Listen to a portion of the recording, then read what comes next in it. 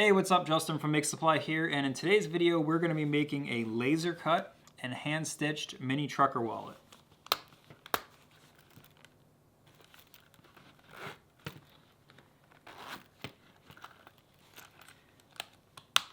The file for this project is designed to be cut out on your Glowforge, on a standard size laser, or even if you have access to a makerspace and you can pop over there for a couple minutes, you can go ahead and process this file. If you don't have access to a laser cutter and you still want to do this project, we have a couple options for you. We love options around here. One is available as a free PDF printout on your home printer. If you've been following me for any amount of time, this design might look familiar, and that's because I put this out probably about 3 years ago, but there were a couple aspects of the file that I thought needed to be cleaned up, so it is a completely new file. It is also available as an acrylic template set in our web store. This is great for when you want even more precision and really helps you speed up the process of making the wallet. All of the tools and materials that I use in this video are linked in the video description below, also compiled on the blog post for this project. Let's get started.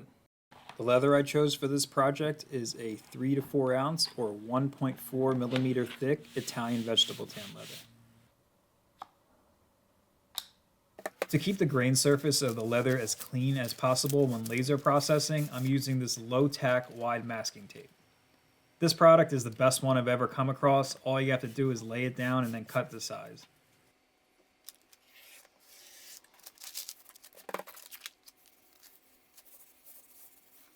The laser I'm using here is a Boss LS1630 with a honeycomb grate.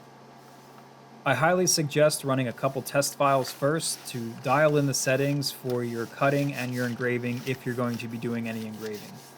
All lasers are different in their power and their speed, so make sure that it works for you.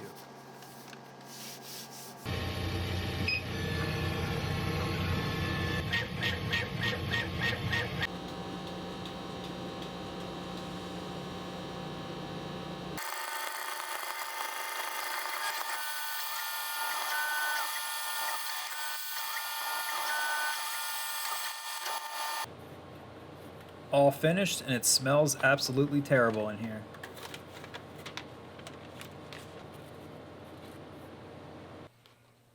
Time to peel off that masking tape. You can see just by looking at the surface of the tape how much of that laser soot that the tape prevented from being stuck on the surface of your leather.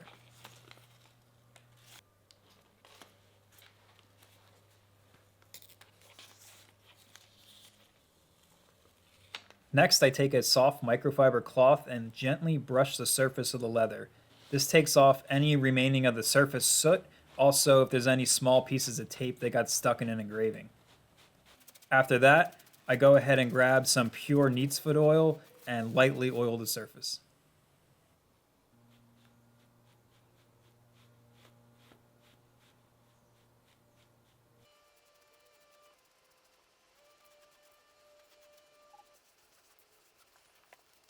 Now, starting with the zipper pouch, we're going to clean up that inside edge, first by sanding it, then dyeing it, and then burnishing it with toconol.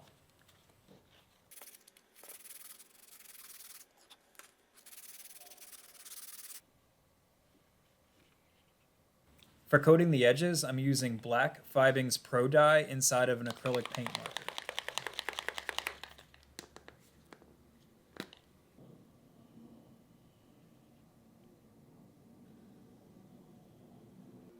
Now for the burnishing, I'm applying the toconol with my finger and then using a Dremel with a burnishing bit on top of it just to speed things up.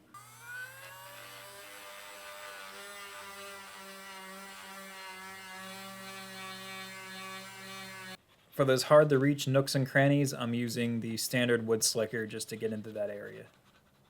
Now it's time to install a zipper.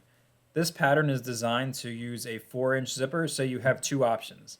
One, you can purchase some 4-inch finished zippers like this YKK zipper I have here, or if you have a zipper tape, you're just going to want to go ahead and size it to be 4 inches from the tip of the zipper head to the bottom. To lock the zipper in place, I'm going to glue it with some ACRYLIC 315. This step is probably better suited for using seam tape, but I don't have any right now. When applying glue over these holes, it doesn't matter if a little bit gets inside of the hole. However, you don't want to put on so much that it's gushing out the other side.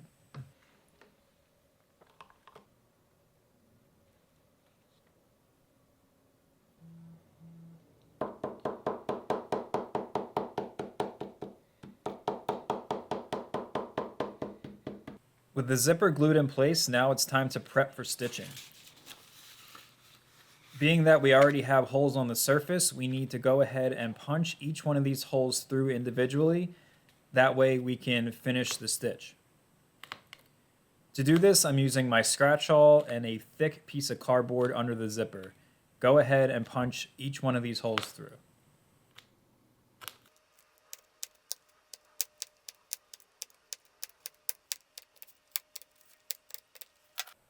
The thread I'm using for hand stitching is the Ritza 25 Tiger thread in size 0.6 millimeter and color cigar brown.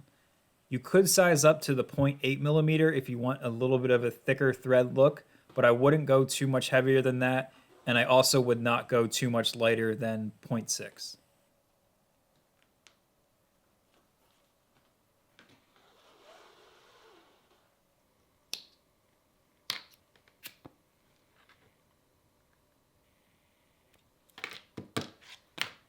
After finishing each stitch line, I take my microfiber cloth and just lightly rub the top of the thread to remove any excess soot that might have attached to the thread while stitching. Next, it's time to trim the excess zipper tape so it doesn't stick out of the side. Your best option is probably a pair of shears here, but all I had was my X-Acto knife, so I'm making do.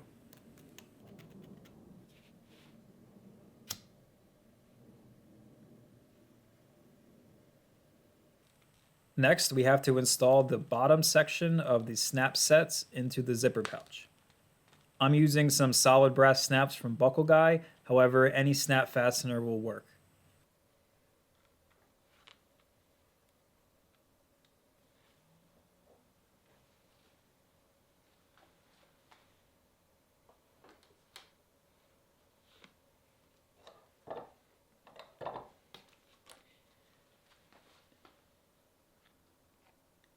Next, we move on to finishing the inside edges of the interior panel. This won't be accessible once we zip everything together, so we have to do it now. Same process as we did with the zipper pouch, where I'm just going to sand off the soot, then I'm going to dye it with the marker, and then burnish it with Tokonol.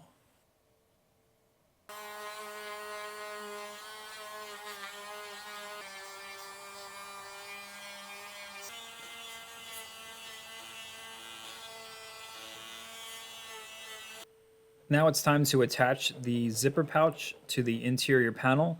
To do this, I'm going to scuff up the attachment pad area with my scratch awl to allow for better glue adhesion. Put some ACRYLIC 315 down on these pads, let it dry, and then stitch it up.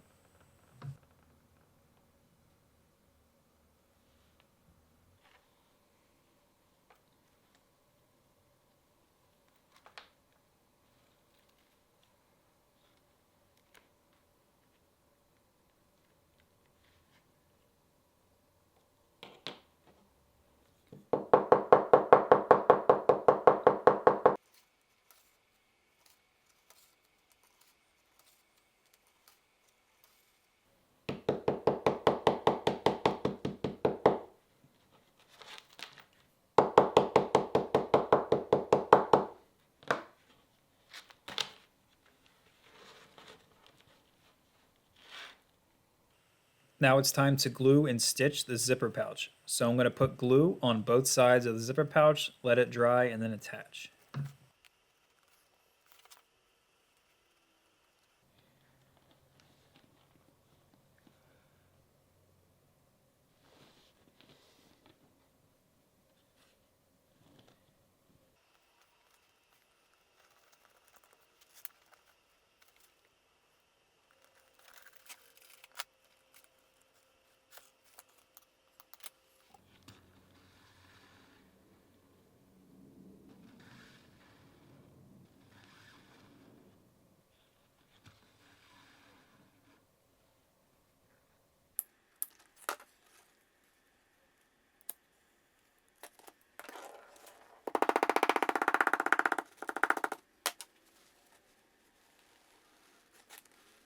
All right, now with that zipper pouch fully assembled, it's time to finish the edges.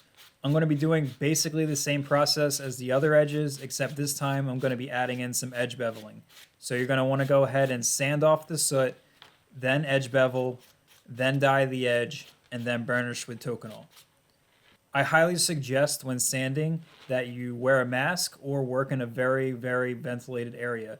It's going to kick up all kind of leather dust and soot into the air, and it's just not good to breathe that stuff.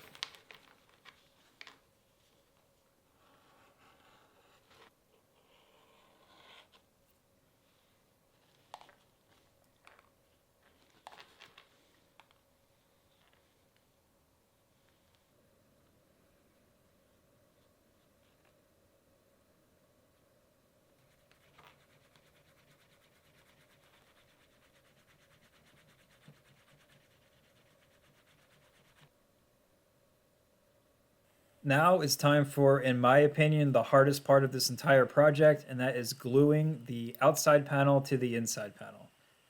You're going to want to put glue all the way around the border on both pieces and then attach them.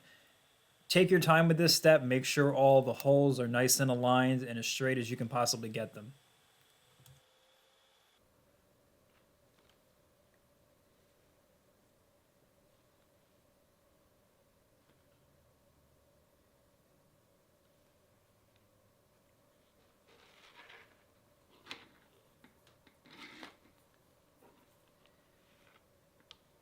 Now for our last run of stitching, go ahead and stitch all the way around the perimeter of the body.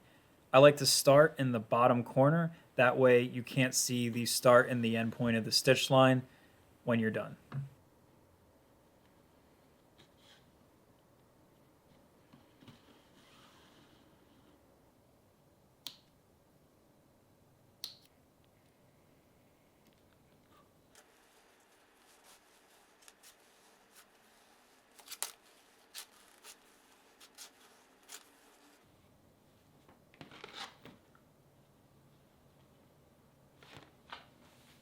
Now it's time to finish the outside edge all the way around. Same process as the zipper pouch where we're going to sand, then bevel, then dye, and then burnish.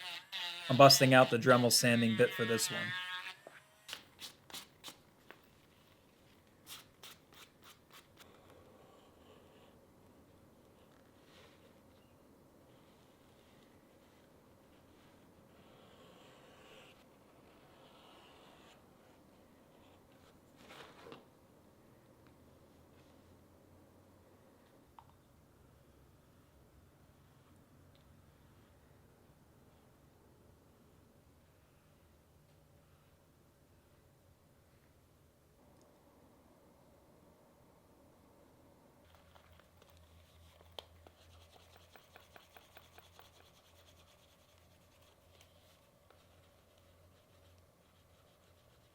And last step, now to attach the top section of the snap fasteners.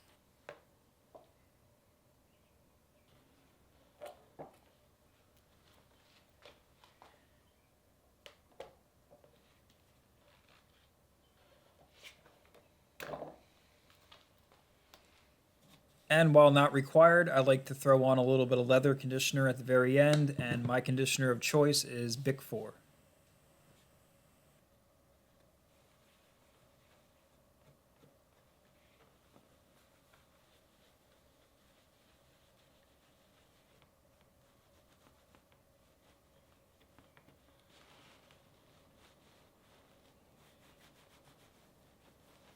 All right, and that will conclude our video for the laser cut and hand stitched mini trucker wallet. Let's take a look at our final product here. It looks real nice, nice and shiny. Open it up, you have the coin pouch area. You could also throw your keys in there or even some folded cash if you wanted to. And then behind the coin pouch, you have just like a general catch-all area for cards. Folded cash fits in there completely fine. Just snap it up and you're good to go. As far as the laser cut smell, that smell will linger for a couple days. As long as you leave the wallet out in a nice ventilated area, or even just with carrying it in your pocket and whatnot, that smell will eventually completely go away and it'll just smell like a regular leather wallet.